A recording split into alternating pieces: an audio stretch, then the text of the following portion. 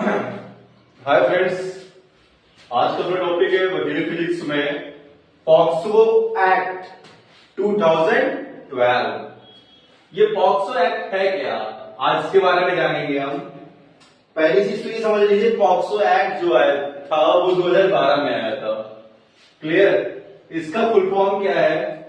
Protection of children from sexual offences. Sexual के जितने भी अपराध हैं बच्चों को लेकर के, उसको प्रोटेक्ट करने के लिए इस एक्ट 2012 में आया था। ये क्या होता है? ये मोर डेंजर फ्रॉम आईपीसी बीएनएस और आईपीसी में जो जो धाराएं होती हैं, जिस धाराओं के बिहाफ पे आपको पनिशमेंट मिलती है, उससे बहुत डेंजर होता है। क्यों? क्योंकि उसमें कुछ धाराएं होती है 1 साल, 2 साल, 5 साल, 7 साल आजीवन कारावास, बेल मिल जाता है, एंटीसिपेटरी बेल मिल जाता है, बहुत चीजें होती हैं। लेकिन इसमें बेल मिलने के चांसेस आपके लगभग नहीं होते हैं, होते ही नहीं है।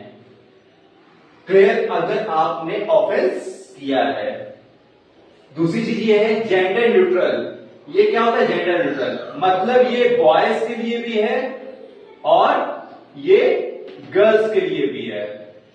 मतलब ये ना समझिए कि पॉक्सो एक्ट हमेशा लड़कियों को ही प्रिवेंट करने के लिए है, लागू होता है। ये आप छोटे बच्चों के साथ भी अगर ऑफेंस हुआ है, सेक्सुअल ऑफेंस हुआ है, तो भी ये एक्ट काम करेगा। इसकी पनिशमेंट क्या होती है? मिनिमम 7 साल से 10 साल या डेथ, सीधे मृत्यु दंड तक होती है। स्पेशल, अब ये स्पेशल पॉक्सो कोर्ट के अंतर्गत इसके केसेस चलते हैं, नॉर्मल कोर्ट में नहीं चलते हैं। ये चाइल्ड स्टेटमेंट से ही मान लिया जाता है कि आपने अपराध किया है। अब आपको प्रूव करना है कि आपने अपराध किया है या नहीं किया है। नॉर्मल लॉ, हाँ, चाइल्ड स्टेटमेंट इसलिए ले लिया जाता है कि बार बार उसको कोर्ट में बच्चे को ना आना पड़े, बार बार उस सब चीजों को फेस ना करना पड़े। नॉर्मल लॉ में ये होता है कि इनोसेंट अंटिल प्रूवन गिल्टी। मतलब कहने का मतलब यह है कि तब तक आप इनोसेंट हो जब तक आप पे कोई अपराध सिद्ध ना हो गया हो, प्रूफ ना हो गया हो। लेकिन एक सिर्फ पॉक्सो एक्ट में है कि सेक्शन 29 और सेक्शन 13 में ये कहा जाता है कि नहीं, अगर चाइल्ड ने स्टेटमेंट दे दिया कि आपने उसके साथ सेक्सुअल ऑफेंसेस किए हुए हैं, तो आप गिल्टी मान ले जाओगे। सेक्शन 2 में ये बताया गया है कि बिलो 18 ईयर्स।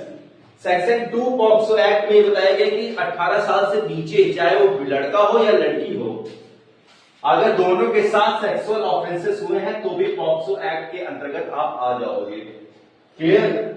और आई होप आप लोग को समझ में आ गया होगा। छोटा सा ही आपको पॉक्सो एक्ट के बारे में बता रहा हूं मैं, आगे इसको और विस्तार से जानेंगे। तब तक के लिए धन्यवाद।